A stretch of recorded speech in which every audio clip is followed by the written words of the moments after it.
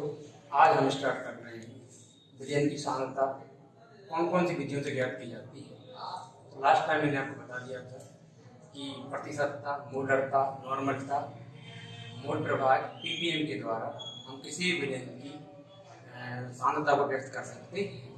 तो मैं आज आपके लिए टॉपिक के रूप में तीन विधियों के बारे में बताऊंगा जो कि बोर्ड पर लिखा हुआ है, मोलरता और नॉर्मलता। तीनों में अंतर समझेंगे, तीनों की परिभाषा के बारे में बताऊंगा और इनकी तीनों के एक एक न्यूमेरिकल क्वेश्चन, गणितीय सवाल को अपन सॉल्व करेंगे। पहली हम बात कर रहे हैं मोलरता की। ध्यान से समझें बच्चों, 1 लीटर विलयन में उपस्थित विलय के मोलों की संख्या को मोलरता कहते हैं। यहाँ समझने वाली बात यह है कि 1 लीटर विलयन की बात कर रहे हैं और विलय के मोलों की संख्या की हम बात कर रहे हैं। 1 लीटर विलयन में उपस्थित विलय के मोलों की संख्या को मोलरता कहते हैं। इसे कैपिटल एम से शो करते हैं। अब इसके बारे में और बताऊंगा, मैं कंपेयर कर रहा हूँ ताकि आपको सुविधा हो याद करने में, कोई कंफ्यूजन ना हो। दूसरा हम देखें मोलरता। तो मोलरता की परिभाषा हम पढ़ते हैं कि 1 किलोग्राम विलायक में उपस्थित विलय के मोलों की संख्या को मोलरता कहते हैं। इसे स्मॉल एम से हम शो करते हैं, प्रदर्शित करते हैं।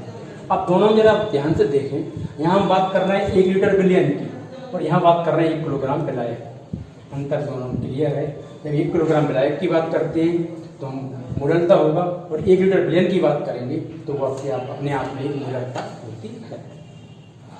ये विलयन की सांद्रता को व्यक्त करने की विधियां हैं, मोलरता में व्यक्त की जाती हैं। और तीसरा एक और बड़ी महत्वपूर्ण नॉर्मलता, इसे कैपिटल एन से शो हम करते हैं।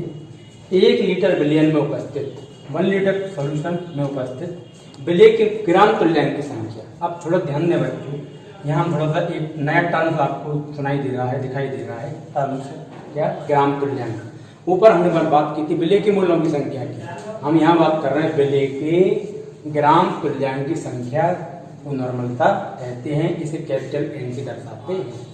तीनों डिफरेंस आपको समझ में आ गया है। जब 1 लीटर विलयन की बात करेंगे उसमें विलय के मोलों की संख्या होगी तो हम बोलेंगे ये मोलरता है, यानी कि विलयन की सांद्रण की जो विधि है उसको हम मोलरता में व्यक्त कर रहे हैं। इसे कैपिटल एन से शो करते हैं। अब मैं एक करके इनके बारे में और क्लियर करूंगा, फार्मूला बताऊंगा और फिर हम इसकी न्यूमेरिकल क्वेश्चन करेंगे। चलिए हम मोलरता की बात कर रहे हैं। मोलरता को कैपिटल एम शो करते हैं, हम बता चुके हैं। इसका फार्मूला की बात करें तो कैपिटल एम इक्वल टू होता है small w upon small m into 1000 बटे या अपॉन कैपिटल V ml में। ध्यान रखना बच्चों, यहाँ पर ये w क्या है, m क्या है, आयतन हम ml में ले रहे हैं। तो आपको यह ध्यान ये रखना है, जो स्मॉल w आपको दिखाई दे रहा है ये है विलय का भार, विलय का द्रव्यमान। स्मॉल m आपको जो दिखाई दे रहा है यह है विलय का अनुभार।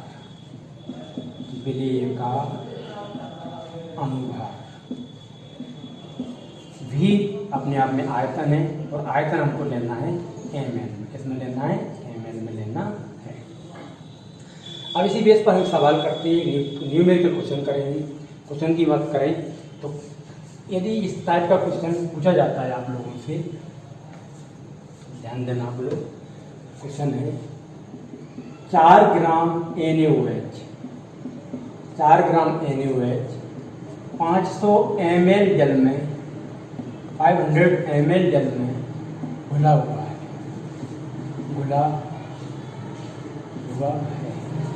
तो विलयन की नॉर्मलता ज्ञात कीजिए। विलयन की मोलरता ज्ञात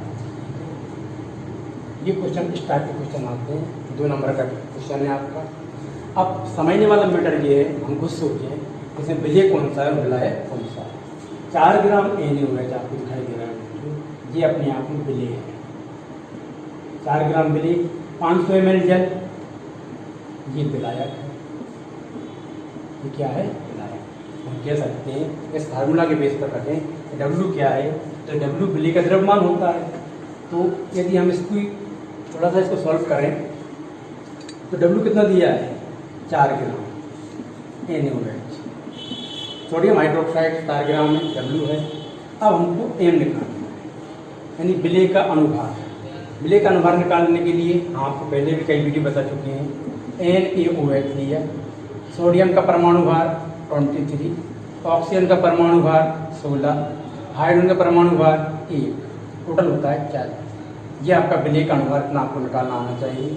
11th क्लास में अपने आप लोगों ने अच्छी तरह इसको स्टडी किया होगा। तो M की वैल्यू कितनी आ गई 40। आणविक द्रव्यमान कितना आ गया 40। आयतन की बात करें भी कितना दिया है 500 ml दिया है, 500 ml दिया है। इन तीनों की वैल्यू को इस फार्मूला में पुटअप करना है, रखना है, तो हमको मोलरता ज्ञात हो जाती है। तो M = 4/40 इंटू 1000/500। इसको सॉल्व करेंगे, 0 से 0 चला जाएगा, 5 दूनी 10, 4 धाम 40 और 2 पंचे यानी 1/5 कैपिटल। ये आपको दिखाई दे रहा है बच्चों 1/5 कैपिटल है। ये आपका आंसर आ गया।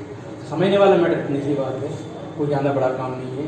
4 ग्राम NaOH 500 ml जल में घुला हुआ है। तो हमको सीखने वाली मैटर ये है कौन सा विलेय है और कौन सा विलायक है। हम कई बार बता भी चुके, जिसकी मात्रा कम होती है वो अपने आप में विलेय है, तो जिसकी मात्रा ज़्यादा होती है वो विलायक होता है। अब हम बात कर रहे हैं मोलरता की। यदि मोलरता वाला कोई क्वेश्चन आता है उसको हम कैसे सॉल्व करेंगे। मोलरता की बात करें बच्चों तो हमने अभी बोला था 1000 ग्राम विलायक में उपस्थित या 1 किलोग्राम विलायक में, 1 किलोग्राम विलायक में उपस्थित, विलायक में उपस्थित विलेय के मोलों की संख्या, विलेय के मोलों की संख्या मोलरता कहलाती है, मोलरता कहलाती है। इसको इस मोल M से अपन शो करते हैं। इसका फार्मूला बच्चों इस मोल M = हुई W/M इंटू 1000/W। तो ग्राम में ले रहे हैं, किसमें ले रहे हैं ग्राम में ले रहे हैं। यहाँ पर जो स्मॉल W आपको दिखाई दे रहा है ये विलेय का द्रव्यमान है, विलेय का भार है। स्मॉल M आपको दिखाई दे रहा है विलेय का अनुभार है, और W आपको दिखाई दे रहा है ये विलायक का द्रव्यमान है, विलायक का द्रव्यमान है। यदि क्वेश्चन को सॉल्व करें, न्यूमेरिकल क्वेश्चन सॉल्व करें तो क्वेश्चन इस टाइप का आ सकता है कि 4 ग्राम NaOH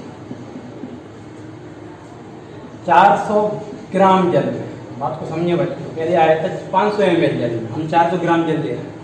4 ग्राम NaOH 400 ग्राम जल में घुला हुआ है, जल में घुला हुआ। तो मूल विलयन की मोलरता ज्ञात करना, विलयन की मोलरता ज्ञात।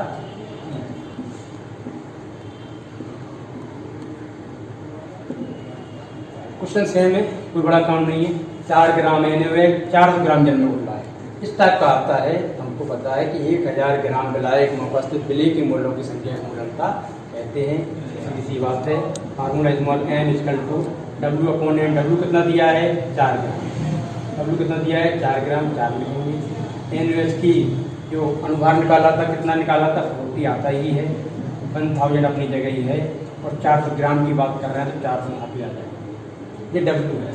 यदि यहाँ पर अंतर समझ दोनों में, उसमें हम 500 ml कर रहे थे, यहाँ पर 400 ग्राम है ना। जब ml की आयतन के प्लेस पर द्रव्यमान को लेते हैं तो मोलरता के रूप में व्यक्त करते हैं। इसको हम सॉल्व करेंगे तो आप समझ सकते हैं।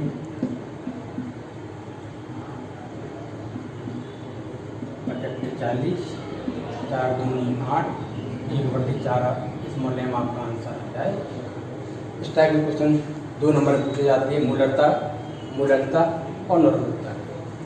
अब मैं बात कर रहा हूँ नॉर्मलता की हम बात करें तो अभी हम डेफिनेशन शुरुआत में पढ़ी थी कि 1 लीटर विलयन में उपस्थित, 1 लीटर विलयन में उपस्थित विलेय की ग्राम तुल्यांक की संख्या, विलेय की ग्राम तुल्यांकों की संख्या को ही नॉर्मलता कहा जाता है। इसे कैपिटल N से शुरू करते हैं। स्मॉल कैपिटल N = स्मॉल W/कैपिटल E इंटू 1000/ml।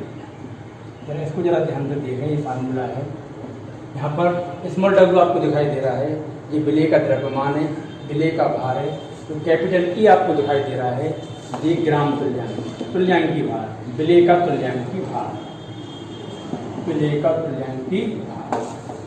नॉर्मल दाम में विलेय के मूलों को नहीं, विलेय के ग्राम तुल्यांकों की संख्या को देखा जाता है।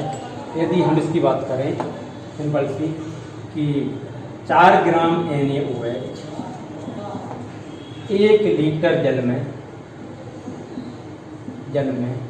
विलेय है।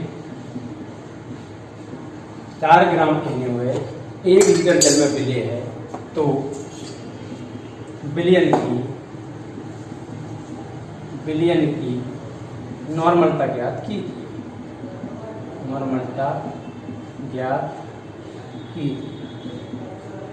कोई बड़ा काम नहीं। 4 ग्राम NaOH ये अपने आप में विलेय है बच्चे, 1 लीटर जल। ठीक, अब ये पूछ रहा है विलयन की नॉर्मलता, विलयन की नॉर्मलता ज्ञात करना है अपने को। तो फार्मूला आपको पता है NH/W/E/1000 कैपिटल V होता है। तो हमको निकालना ये है कि E कैसे निकालना है, तुल्यांकी भार हमको कैसे निकालना। तुल्यांकी भार निकालने के लिए मैं आपको अलग से एक वीडियो बताऊंगा। फिलहाल मैं आपको एक हिंट दे रहा हूँ। मान लीजिए कि सोडियम हाइड्रोक्साइड NaOH ये विलेय है, इसका हमको तुल्यांकी भार निकालना। तुल्यांकी भार निकालने से पहले हमको इसका अणुभार ज्ञात करें। अणुभार कितना है, सोडियम कितना है 23, ऑक्सीजन का परमाणु भार 16, H का परमाणु भार 1, टोटल कितना हो गया 40। 40 आपको दिखाई दे रहा है जिसका अणुभार। लेकिन हम सोचें कि जो सोडियम हाइड्रोक्साइड है इसकी क्षारकता कितनी है 1, यानी कि OH की संख्या कितनी है 1।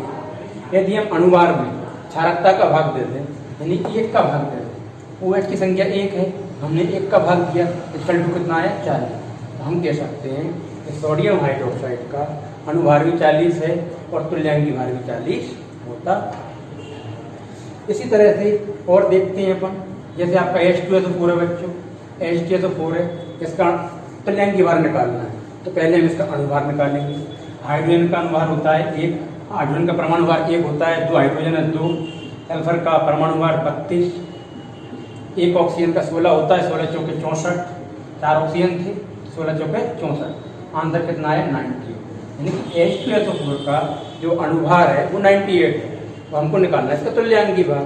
तो आप खुद सोचें कि इस अम्ल में, सल्फ्यूरिक अम्ल में जो अम्लीयता है, हाइड्रोजन परमाणु संख्या कितनी है 2, हम इसे 2 का भाग देंगे तो आंसर आएगा 49। यदि हाइड्रोजन की संख्या 1 होती हम 1 का भाग देते, हाइड्रोजन की संख्या 3 होती हम 3 का भाग देते। इसी प्रकार OH की संख्या 2 होती हम 2 का भाग देते, OH की संख्या 3 होती हम 3 का भाग देते। तो क्षारकता जितनी होती है या अम्लीयता जितनी होती है उसका भाग अणुभार में दिया जाता है। तो 49 क्या है तुल्यांकी भार। इस तरह से कई तुल्यांकी भार निकाल सकते हैं, इसके बारे में आपको बाद में अलग से बताऊंगा। फिलहाल हम देखें कि सोडियम हाइड्रोक्साइड का जो तुल्यांकी भार कितना आ रहा है 40 का। सीधी सी बात है, इस फार्मूला में पुटअप करेंगे हमको पता है 4 ग्राम NaOH 4 ग्राम दिया गया, W दिया गया है, तो N=4, W की वैल्यू कितनी 4 ग्राम अपॉन तुल्यांकी भार कितना निकाला 40, 4/40, 1000 अपनी जगह है। आयतन कितना दिया 1 लीटर। बच्चों हमको पता है ml में लिखना है और 1 लीटर में 1000 ml होते हैं, हमने 1000 यहाँ पर कर, ये दोनों क्रॉस हो जाएंगे, 4 ग्राम 40 1/10 कैपिटल। इसका आंसर कितना आ रहा है 1/10 कैपिटल N, इसकी नॉर्मल आ जाती है। इसी तरह से मैं आपको आने वाले और भी सांद्रण की विधियाँ हैं, जैसे प्रतिशतता है, मूल प्रभाव है, PPM है, इसके